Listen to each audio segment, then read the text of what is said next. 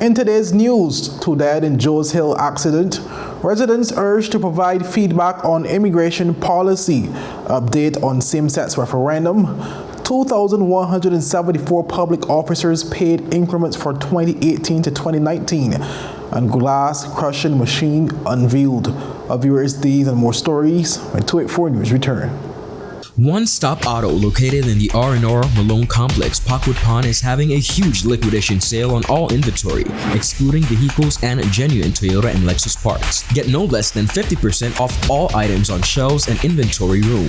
Items such as car covers, steering wheel covers, wipers, sealants, chemicals, emergency cones, adhesives, license plates frames, air filters, oil filters, front brakes, rear brakes, front rotors, rear rotors, radiators, shocks, and much more. A specific listing of all makes and models for which parts are available at liquidation prices will be posted on our Facebook page. Start the year off with more speed, more downloading, more savings, and more Fire. CCT Fire Fiber Internet gives you the speed you need to keep the whole family connected. Packages starting at $119 with speeds from 300 megabytes per second, super fast, unlimited downloads, even more reliable connectivity, plus free live streaming TV for the family to enjoy. Sign up for the absolute best fiber internet service in the BVI CCT Fire and pay no installation fee. Plus, get CCT Live TV for free. You deserve more. Get more with CCT. Life Unlimited. Welcome viewers to the Wednesday, January 31st, 2024 edition of 284 News. I am Kamal Haynes, bringing you the latest out of the British Virgin Islands. Starting today's news on a sad note, where an investigation is underway following a shocking accident on Joes Hill, Tortola that claimed the lives of 2 men on Tuesday afternoon. But Jacko Wooden has more.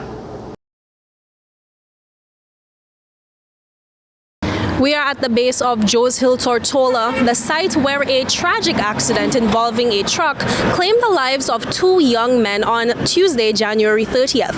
284 Media joined emergency response personnel and gathered members of the public after the shocking accident. The incident unfolded after 4 p.m. when the truck collided with a wall at the mouth of the junction of Joes Hill Road and Methodist Mans Road, triggering a large response including both public and private partners in a complex rescue. At the scene, 284 Media noted the arrival of District Representative the Honorable Luce Hart-Smith, who departed from an ongoing sitting of the House of Assembly to join her constituents after learning of the incident. Well, yes, as you asked the question, awesome response. We are actually in House of Assembly at the moment, and I did say to my colleagues, excuse me, so I could take a look and see what's going on. After all, it's in the 4th district on the foot of Joes Hill, so I am concerned genuinely.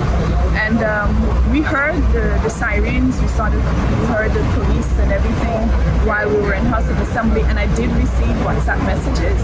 And in the time that I received the WhatsApp message of a photo of the truck that overturned, you know, in a split second, the trucks and the police and everything were responding. So it is very much so admirable for them to respond in such a quick response. And the fact that, you know, I'm hearing, of course I don't want to be quoted, but I'm hearing that there were some folks that were hurt and the ambulance took them away. So I know it's a very serious accident. Police later identified the deceased as Henderson Leguer and Kenroy Joseph.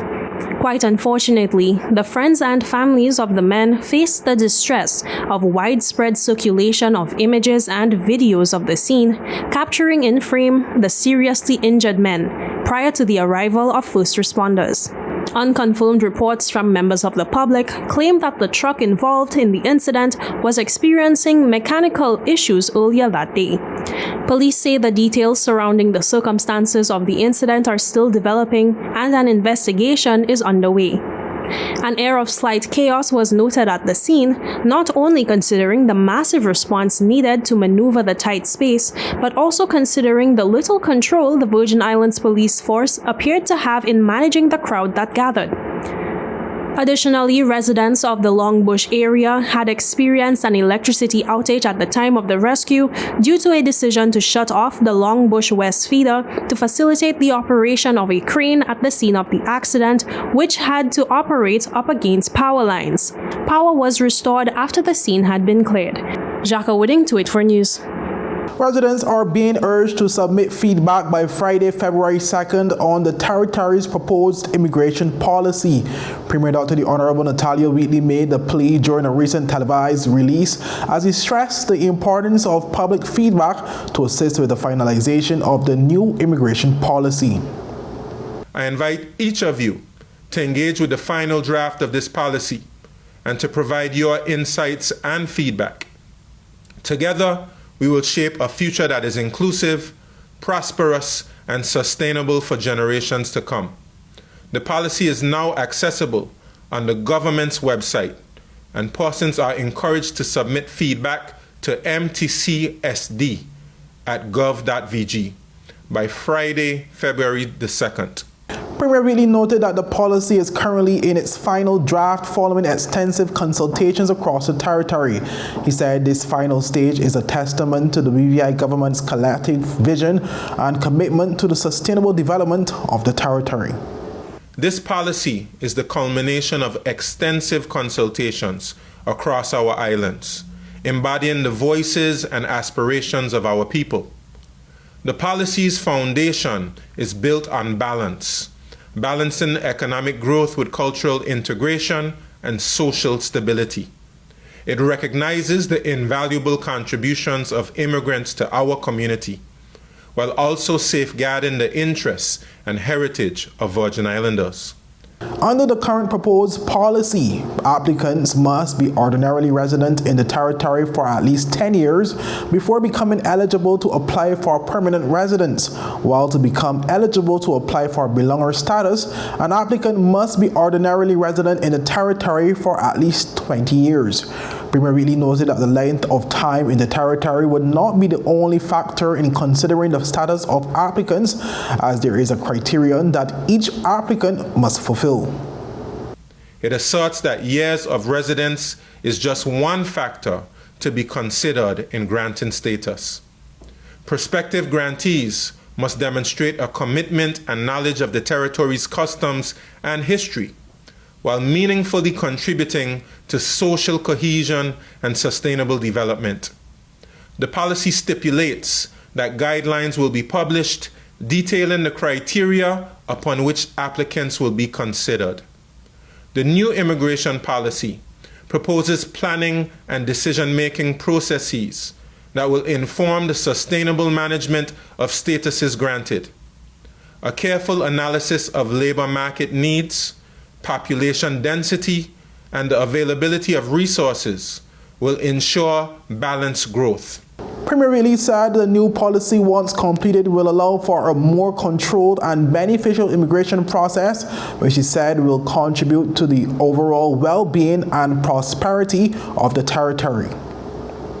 Ultimately, this policy clarifies residency and belonger status qualifications, addressing long-standing ambiguities and laying a foundation for good governance. It is a significant step towards sustainable development, ensuring that immigration enhances rather than hinders our collective progress.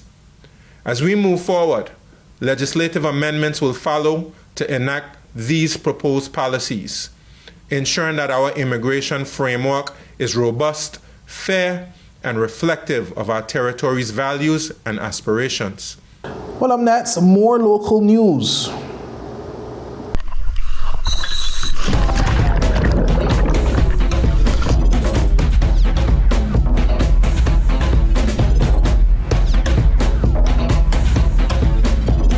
Today, I am doing coral treatments with Beyond the Reef.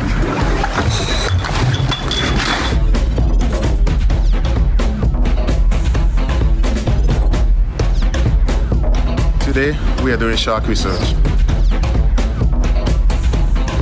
So today, we are doing whale research with Beyond the Reef. And wherever I go, I take CCT with me because my life is unlimited.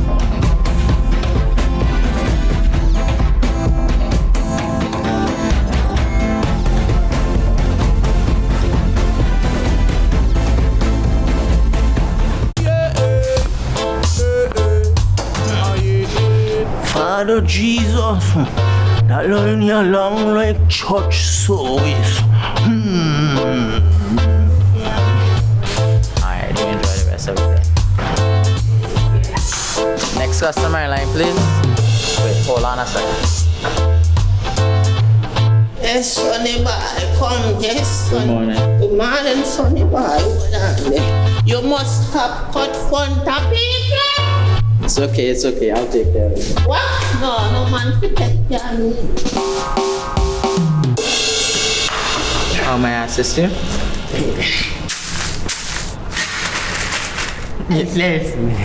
You want top of power? You want top of power? Join the prepaid party with CCT and enjoy more affordable data plans, more top-up promotions, more savings with hero bundles, and more value for your money each and every Tuesday with Top Up Turn Up Tuesday. Visit a CCT store today or anywhere CCT Top Up is sold and top up your phone. 5, 10, 15, 20, 25, 30. You want top of power? Welcome back, viewers.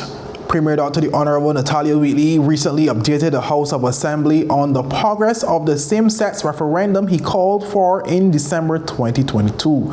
But Jacka Wedding has the details. Premier the Honorable Dr. Natalia Wheatley recently provided an update on plans to trigger the territory's first referendum to reach a decision on the issue of same-sex marriage in the Virgin Islands. Wheatley at the time was responding to a question posed by Deputy Speaker the Honorable Stacey Mather during a sitting of the House of Assembly. He explained that the next step is for the resolution to be debated in the House of Assembly, adding that the timing of the referendum is also heavily reliant on two other factors: the amendment of the Referendum Act to reflect the process of electronic tabulation and the progress of the ongoing court matter which prompted this line of action. Madam Speaker, the time frame of holding a referendum is also dependent on amendments to the Referendum Act to align it with the amendments to the Elections Act. We are also monitoring the judgment in the pending case as we seek to determine the way forward. In answer to 4B, Madam Speaker, holding of a referendum in the territory is governed by the Referendum Act 2002. The conduct of a referendum mirrors the conduct of a general election. However, the Referendum Act 2002 is based on a manual voting and counting system and has not yet been updated to bring it in line with the current provision in the Elections Act that allow for electronic tabulating of votes. According to the Premier, the holding of a referendum is expected to bear similar costs to the public purse as the holding of a general election, an estimated $250,000 to $300,000. Madam Speaker, if we use the estimated cost of holding general elections as a guide, the estimated cost of holding a referendum in a territory outside of a general election would be between $250,000 and $300,000. It has been noted that the Premier's response to Mather's question reflected similar content to a previous response he made to the press on the matter in July 2023, following the resolution being gazetted. The news of the referendum first surfaced in December 2022, when Premier Wheatley addressed the public regarding an ongoing legal decision before the High Court. The case involves a same-sex couple, both Virgin Islanders, who were married abroad and subsequently sought legal recognition of their union in the BVI.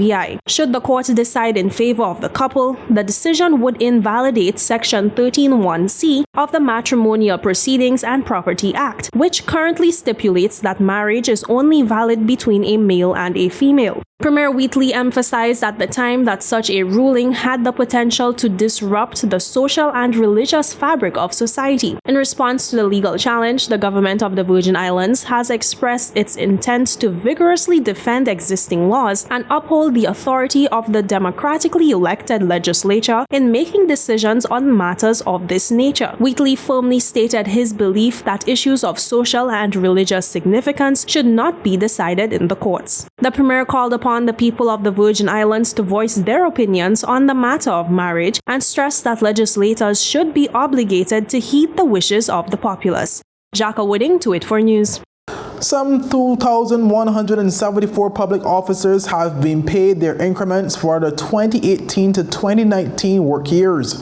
Well, this is according to Premier Dr. the Honorable Natalia Wheatley, who's also the Minister of Finance, who made a disclosure in response to questions posed by the Leader of the Opposition during the House of Assembly sitting on Tuesday. Premier Wheatley said the figures included both active and separated public officers. As of the 15th of January 2024, 2,174 public officers were paid increments for the 2018-2019 work years. This number represents a combined total of active and separated public officers. The Department of Human Resources continues to work extremely hard to complete this phase of the process while simultaneously working to begin the process for implementation of the new salary structure. This process requires salaries for public officers to be up to date before it can take effect. Now, the Finance Minister also noted the increase of the public service size from the period 2018 to 2019 to 2,496 employees at the end of 2023, an increase of 235 persons. The Premier said 130 public officers remain to be paid their increments for the 2018 to 2019 period. It is important to note that the total staff complement of the public service has fluctuated during the period 2018 to present. As such, the estimated number of public officers has increased from the 2,261 initially reported to an approximate 2,496 at the conclusion of 2023. Of the remaining public officers that remain to receive the outstanding increment arrears for the 2018 and 2019 work years, there are approximately 100 separated public officers and 30 active public officers. As it pertains to those public officers who are yet to receive their increments, Premier Wheatley noted that outstanding increments will be paid by 2027. Madam Speaker, on Wednesday, the 13th of December, Cabinet decided that all outstanding increment arrears for the public service are to be paid by 2027, subject to the availability of funding and barring any unforeseen circumstances. The rationale for extending the period to 2027, Madam Speaker, is so that the outstanding amounts can be spread across several budget years. Dr. Wheatley also revealed that increments for the 2022 work year have been processed for some 1,346 public servants. Cabinet has also decided that the ongoing increment salary adjustments for the period 2020 to 2022, scheduled to be completed in December 2023, should also include the adjustment of a step for the 2023 incremental work year. Please note that the incremental step for the 2022 work year was processed for 1,346 public officers as of the 15th January 2024. It is important to note that the arrears for the 2023 increments will also be paid by 2027, subject to the availability of funding and barring any unforeseen circumstances. Well, viewers, up next, we bring more local news from across the territory. Some claim that the age of a true gentleman is far behind us, but here at 284 Media, we disagree. He may appear in different guises today, but the values and ideals that make him a gent still stand.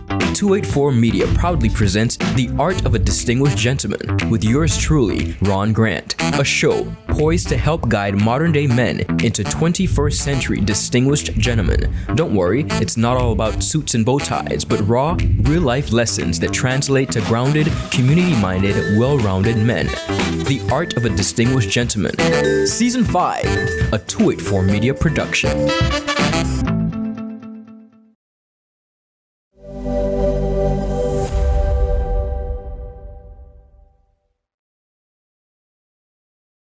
Start the year off with more. More speed, more downloading, more savings, and more fire. CCT Fire Fiber Internet gives you the speed you need to keep the whole family connected. Packages starting at $119 with speeds from 300 megabytes per second. Super fast, unlimited downloads, even more reliable connectivity, plus free live streaming TV for the family to enjoy. Sign up for the absolute best fiber internet service in the BVI CCT Fire and pay no installation fee. Plus, get CCT Live TV for free. You deserve more. Get more with CCT. Life Unlimited.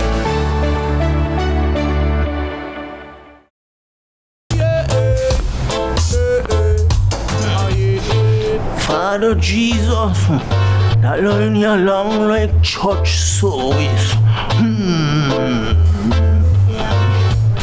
Alright, do enjoy the rest of the day. Next customer line, please. Wait, hold on a second. Yes, Sonny boy, come, yes, son. Good morning. Good morning, Sonny boy. What on there? You must stop cut front of people. It's okay, I'll take care of it. What? No man, forget you. How may I assist you?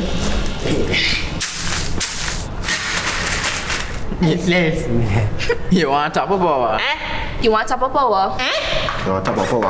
Join the prepaid party with CCT and enjoy more affordable data plans, more top-up promotions, more savings with hero bundles, and more value for your money each and every Tuesday with Top Up Turn Up Tuesday. Visit a CCT store today or anywhere CCT Top Up is sold and top up your phone. 5, 10, 15, 20, 25, 30. You want top of power? Welcome back, viewers, and thank you so much for sticking with us. Well, 284 Media's Jacko Wooding recently joined the Department of Waste Management and Green VI for the unveiling of a glass crusher at the site of the incinerator at Pockwood Pond, while she filed the following report. Hey 284, I'm Jacko Wooding coming to you from Pockwood Pond, where today we joined the Department of Waste Management and Green VI for a glass crushing demonstration and information session as they unveiled a machine that holds great promise for the territory.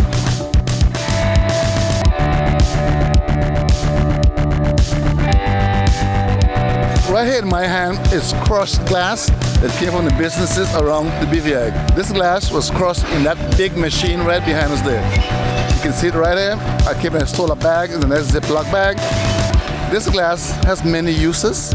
Because instead of going to the landfill, it can be used for other things. Decorations, art and craft. It can be used as aggregate to make cement or concrete. It can be used for gardens, decorations, and many other things. Thanks to the partnership with Green VI, we have this wonderful machine that takes a whole bottle and crushes it.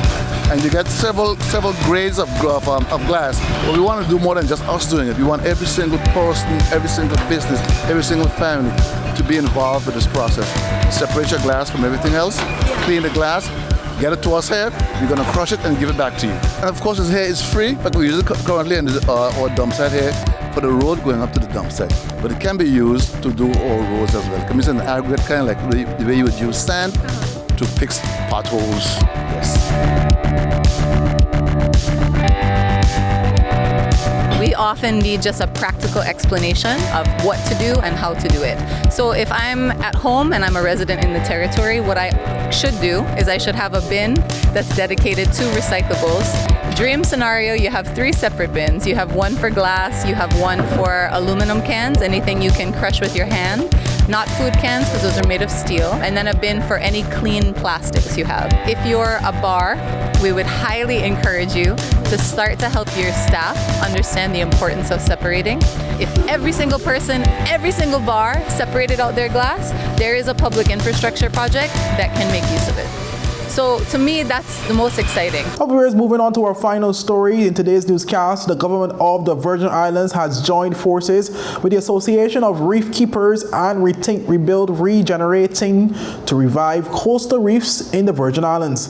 The association is an award-winning group based in Zurich, Switzerland, with a mission to revive 1% of coastal coral reefs by 2033, where the organization has combined scientists' design and engineering with cutting-edge 3D printing technology to develop underwater modular clay reef systems that create complex habitats, where these systems are said to be conducive to coral recruitment and habitat for various fish species, crustaceans, mollusks, and other macrofauna. A marine biologist and environmental officer at the Ministry of Health and the Ministry of Environment, Natural Resources and Climate Change, Ms. Argel Horton, who interacted with the 3D printed reef structure, said the innovative way of capturing and growing coral through 3D printing is hopeful. Horton said, and I quote, "Once it starts thriving, it can be replicated and integrated into our existing reef system so the territory's coastal defense can protect us from intense hurricanes, storms, and flooding in our critical low-lying communities. We would be the second in the Caribbean to test this system, and I'm eager to see how well it will work within our region," end quote. The territory's first 3D printed reef measures 20 cubic meters and was produced as 254 individual bricks in Switzerland and shipped to the Virgin Islands late last year. The Lego type structure was assembled on site at Cistern Rock off Cooper Island, a popular snorkeling and dive site near Ark's existing coral nursery. The reef was made possible by one of Switzerland's leading boarding schools, Institut Le Rosy. Well, the school's head, Christoph Gudin, said, and I quote, "I have discovered the BVIs as a kid and come back regularly with groups of students to learn diving and marine biology." She added, "The changes I have witnessed over the past 20 years on the water and the importance for the next generation of leaders to grasp this fundamental issue has matched remarkably well with this project.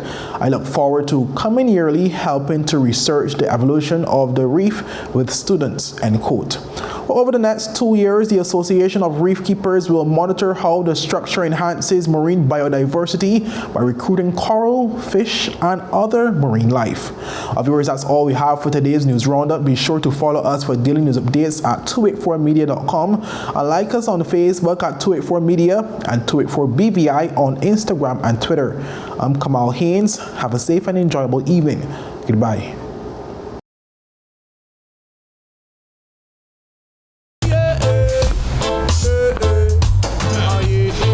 Father Jesus, that line you long like church service. Alright, do enjoy the rest of the day. Next customer line, please. Wait, hold on a second. Yes, Sonny boy, come, yes, Sonny. Good morning. Good morning, Sonny boy. Hold on there. You must stop cut front of people. It's okay, I'll take care of it. What? No man to take care of me. How may I assist you? Yes. You want top of power? You want top of power? Join the prepaid party with CCT and enjoy more affordable data plans, more top-up promotions, more savings with hero bundles, and more value for your money each and every Tuesday with Top Up Turn Up Tuesday. Visit a CCT store today or anywhere CCT Top Up is sold and top up your phone. 5, 10, 15, 20, 25, 30. You want top of power?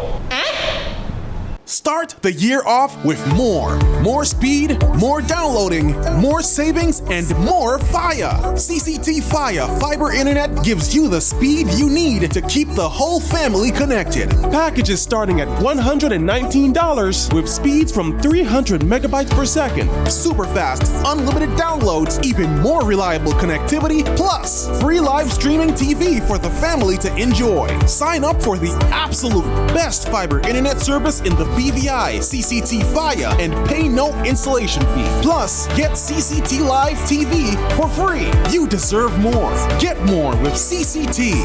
Life Unlimited.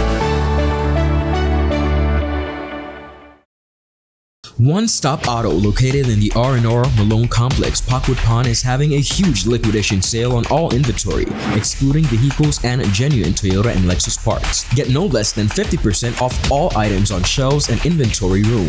Items such as car covers, steering wheel covers, wipers, sealants, chemicals, emergency cones, adhesives, license plates frames, air filters, oil filters, front brakes, front rotors, rear rotors, radiators, shocks, and much more.